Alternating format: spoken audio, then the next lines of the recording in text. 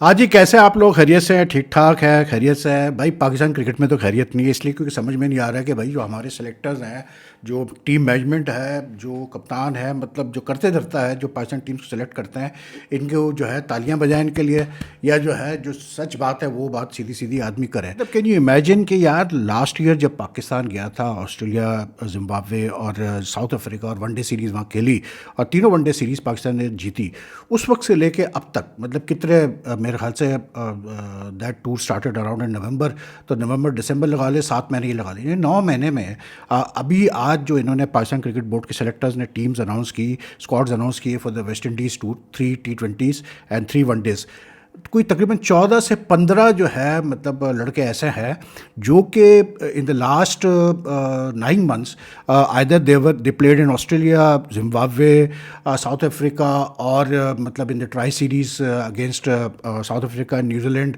At home, और in the champions trophy और recently New Zealand, ठीक है ना। मतलब ये और इन बांग्लादेश, ये सारी सीरीज़ में ये लड़कों ने फीचर किया।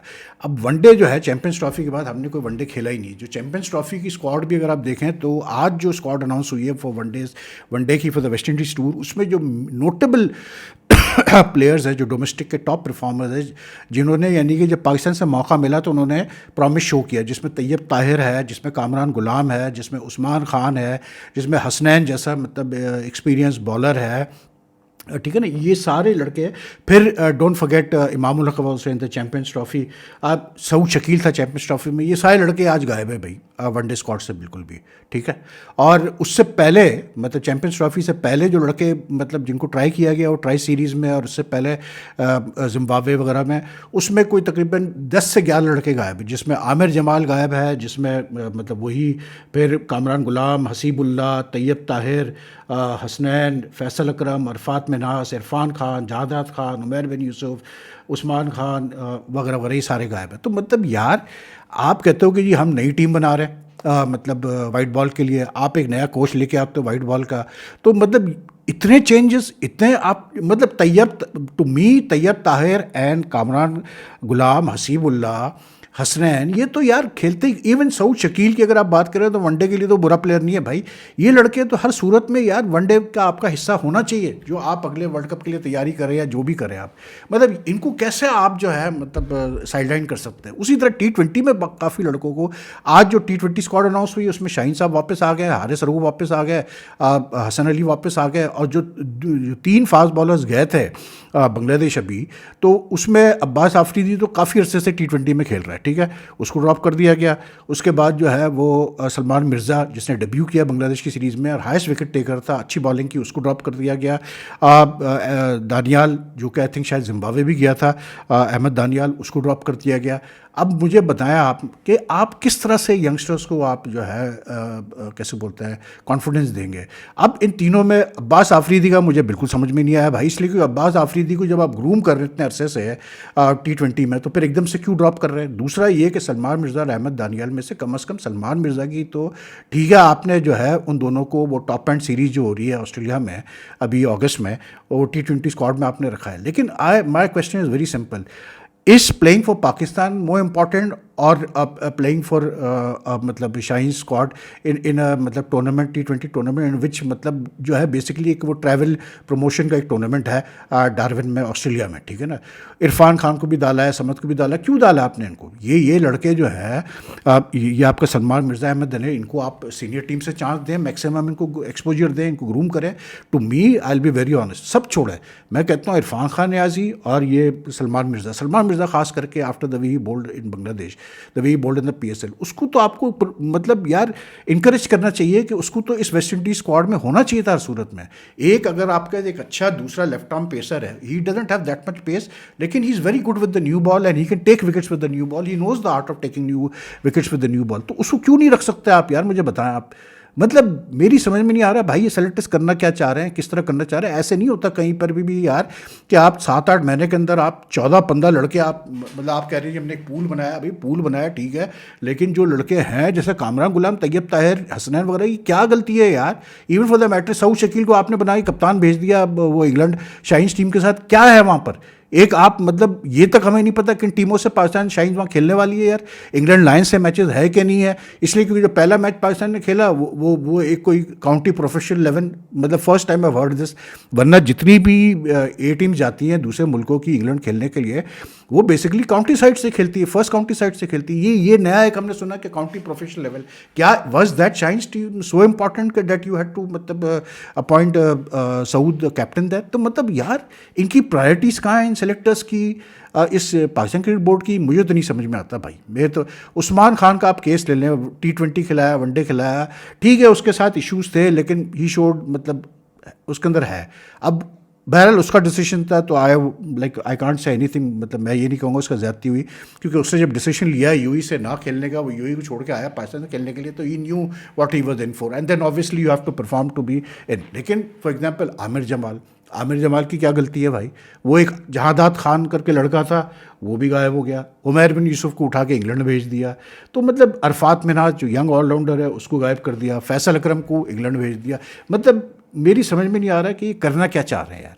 भाई आप जो है T20 के लड़के फाइनलाइज करें, वनडे के लड़के फाइनलाइज करें, एक मतलब 15-15, 16-16 का, 20 का आप एक मतलब पूल बना लें, ख़त्म होगी बात यार। लेकिन इस तरह से आप 14-15 लड़के आप रिवॉल्व करते रहेंगे, चैंपियंस ट्रॉफीज़ के बाद इतने आप चेंजेस करेंगे, 5-6 चेंजेस करेंगे, तो यार ये तो फिर ज़्यादती है। फिर ये ज़्यादती है। और अब ये कहेंगे जी क्योंकि हमने सलमान मिर्ज़ा को और उसको दानियल को वहाँ भेज दिया है, क्या कहते हैं, खेलने के लिए टॉप एंड में, तो इसलिए वो सेलेक्ट नहीं हुए। भाई उनको ज़्यादा ज़रूरत नहीं है पाकिस्तान से खेलने की है, बजाय इसके कि 1-2 के टूर्नामेंट में खेलने के लिए यार, साफ सीधी बात है। तो ये सेलेक्टर्स तो बड़े अजीब लोग हैं यार, मेरी नहीं समझ में आता। मतलब अगर आप तैयब ताहिर जैसे प्लेयर्स को, और अगर आप मतलब कैसे बोलते हैं कामरान गुलाम को आप इग्नोर कर रहे हैं, आप कैसे बोलते हैं हसनैन को इग्नोर कर रहे हैं, आप सुफियान मुकीम को खिलाने को तैयार नहीं है, आप अबरार और सुफियान को साथ खिलाने को तैयार नहीं है। आई डोंट नो यार ये करना क्या चाह रहे हैं। To me this is just a circus, nothing else यार। बहरहाल लेकिन ये ज़रूर है कि मतलब कैसे कहते हैं अपना पाकिस्तान क्रिकेट बोर्ड को मतलब हथियार डालने पड़े भाई वेस्ट इंडीज़ क्रिकेट बोर्ड के सामने। वो जो एक इंसिस्टेंस थी कि नहीं जी 3 वनडे की जगह जो है आप T20 सीरीज़ बढ़ा दें, तो वो नहीं मानी गई पाकिस्तान क्रिकेट बोर्ड की। और वेस्ट इंडीज़ क्रिकेट बोर्ड का जो रिप्रेजेंटेटिव था अभी ICC की जो मीटिंग हुई सिंगापुर में साइडलाइंस पे, उसे क्लियर बोल दिया था सुमेर हुसैन को, जो CEO है पाकिस्तान क्रिकेट बोर्ड के, कि भाई आपको आना है तो आए, हमने तो टिकट सेल शुरू कर दी, हम 3 T20 और 3 वनडे खेले।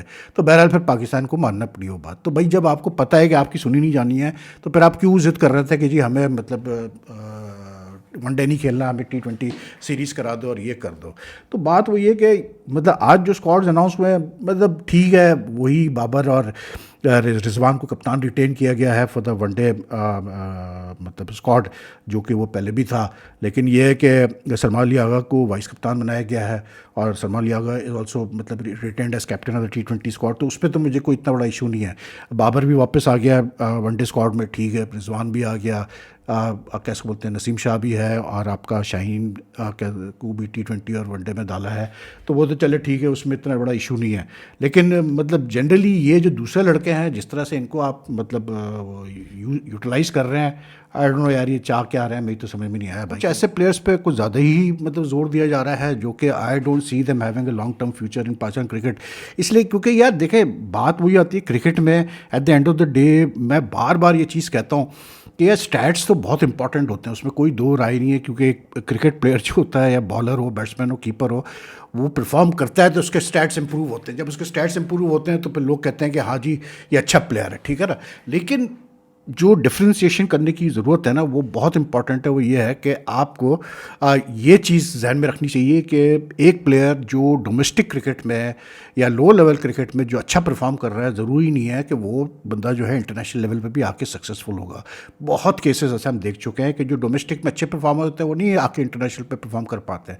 अच्छा, कुछ डोमेस्टिक के ऐसे प्लेयर्स होते हैं जो कि मतलब इतने कोई आउटस्टैंडिंग परफॉर्मेंस नहीं होते डोमेस्टिक लेवल पे, लेकिन जब वो इंटरनेशनल पे आते हैं तो इंटरनेशनल में वो आउटस्टैंडिंग परफॉर्मेंस देते हैं।